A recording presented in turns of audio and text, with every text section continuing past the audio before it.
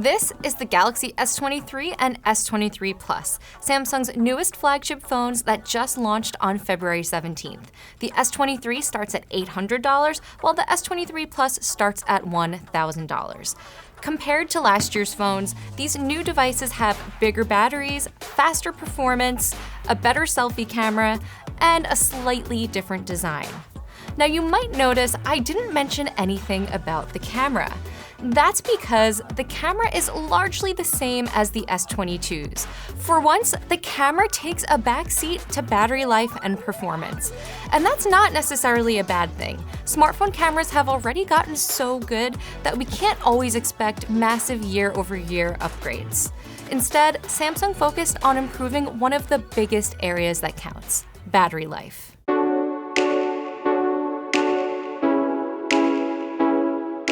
So compared to the S22, both phones have slightly larger batteries. The regular S23 now has a 3,900 milliamp battery, while the S23 Plus has a 4,700 milliamp battery.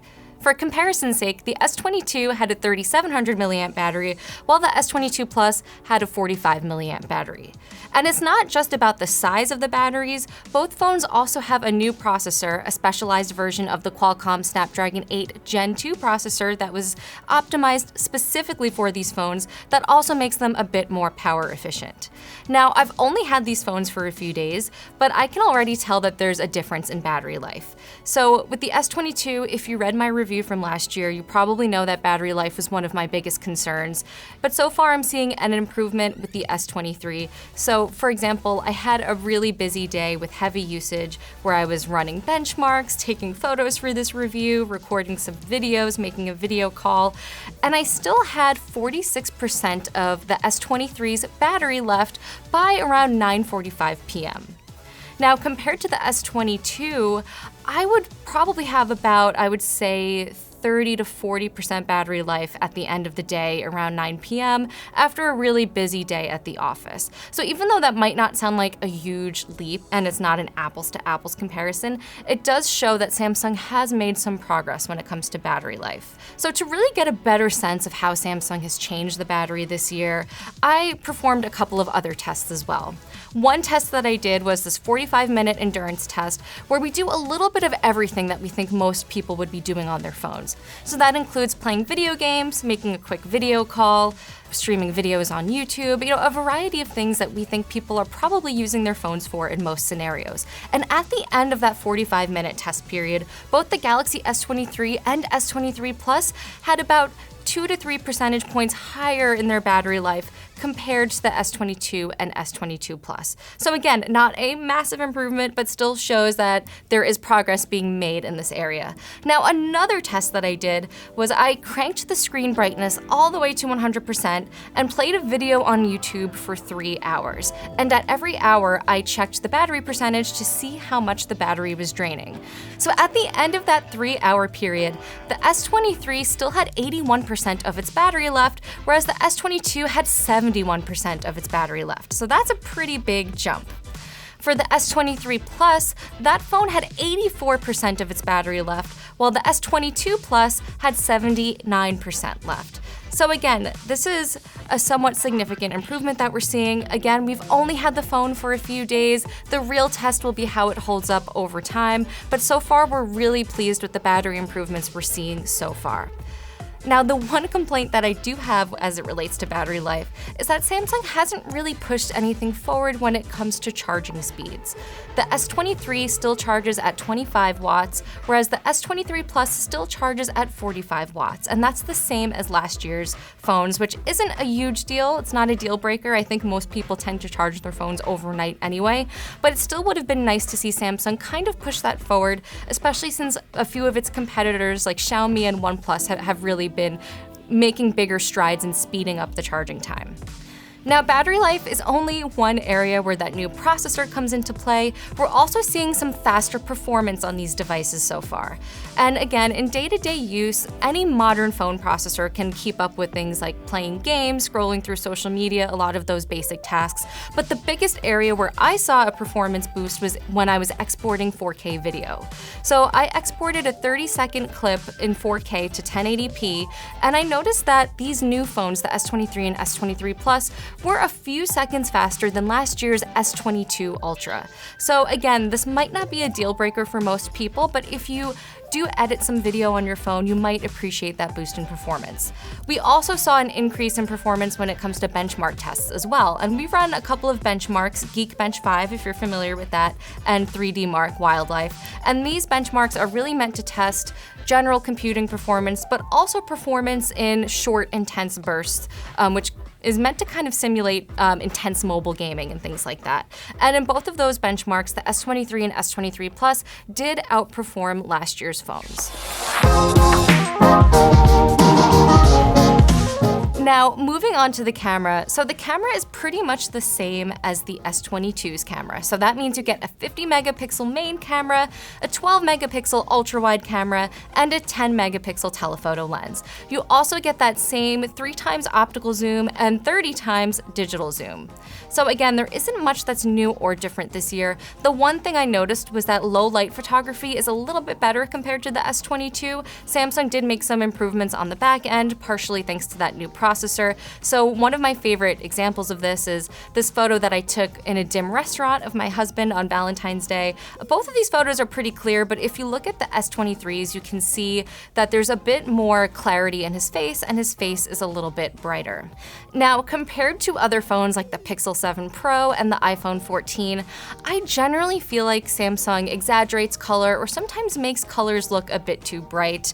So this isn't necessarily a bad thing. It really depends on your preferences, and it also depends on the photo. In some circumstances, I think the extra color can make the photo look more flattering. In others, it makes the photo look a bit washed out or overblown. And one example that I noticed is this photo of a stop sign. When I looked at it on a big monitor, I did notice that the shade of red in the Pixel 7 Pro and the iPhone 14's photo seemed more realistic, while the Galaxy S23 kind of made it look a bit too bright. So again, this kind of depends on your preference. Some people might prefer the more natural color that you get with the Pixel and iPhone. Others might want that brighter color that you get with Samsung. But one area where I do think Samsung performed better than its competitors was when taking selfies in low light. So Samsung did improve the front-facing camera this time around. There's a 12 megapixel front-facing camera compared to the S22, which had a 10 megapixel one. To be honest, I didn't really notice much of a difference compared to the S22 when it comes to regular selfies, but I did see some improvements in low light compared to the S22 and also the iPhone 14 and Pixel 7 Pro. So you have to look really closely to see it, but if you look at this photo, you'll notice the strands of my hair and my eyebrows, things like that, are a bit more crisp in the S23's photo. Now, when it comes to zoom, like I mentioned, you get the same zoom options as you got with last year's S22, which is a lot more than you get with the iPhone 14. That phone only has a 1x optical zoom and a 5x digital zoom. But the Pixel 7 Pro honestly does a lot better than Samsung in this regard, in my experience. And take a look at this photo that I took of a no parking sign at 30x zoom. You can just see the Pixel 7 Pro's is much more crisp and clear and detailed. Other than the improvements to performance and battery life, we're also seeing a little bit of a new design with the S23. It's not radically different. I would say this is just kind of a refinement of the design that Samsung introduced last year, but the only difference you'll really notice is when you look at the back of the phone, you'll notice that the cameras look a bit different. You kind of have that floating camera style that you get on Samsung's Ultra phones. Samsung did away with the camera island, and honestly, I do like this new look. I think it looks a bit more crisp and clean, and it kind of makes the whole product line feel a bit more uniform. So I do think this is an improvement, but again, it's a really small improvement. This is really an iteration on last year's design. And otherwise, you do get the same size options as you got with last year's phones. So this phone has a 6.1-inch screen. This is the regular S23. And then on the S23 Plus, you get that 6.6-inch screen once again. And to be honest, I think Samsung does a really good job of packing these large screens into devices that still feel compact and easy to use with one hand. This is almost the same size as the iPhone 14 Pro Max and the Pixel 7 Pro, but it feels smaller for some reason. It just feels easier to manipulate with one hand. So I think if you're trying to decide between the Pixel 7 Pro and the Galaxy S23 Plus, that is one thing to consider. I do think this feels more manageable when you're using it. So overall, the S23 and S23 Plus are really small improvements over the S22, but Samsung did pay attention to areas that count the most, like battery life. If you have an S22, there's no reason to upgrade. That phone probably still has a lot of life in it, and you're really not going to notice much of a difference when upgrading. I think this will be a really big deal for people who are upgrading from a phone that's a couple of years old, especially if you're coming from an S20 or earlier, because not only do you get the longer battery life, but you also get a lot of the photography improvements that Samsung made with the S22 series last year. That was the year that Samsung made the jump to the 50 megapixel sensor, so that's a bit more of a bigger deal. So if you're upgrading from an older phone, you'll definitely notice a difference. And my biggest complaint about these phones isn't really so much that there's anything wrong with these phones. It's just that the Pixel 7 Pro seems like such a great value in comparison because it costs $900, which is right between the price of the S23 and the S23 Plus. And in my opinion, it has a really, really good camera, one that's possibly better than the Galaxy S23's, to be honest, depending on what your preferences are. So that does make the case for the S23 and S23 Plus a little bit of a tough sell.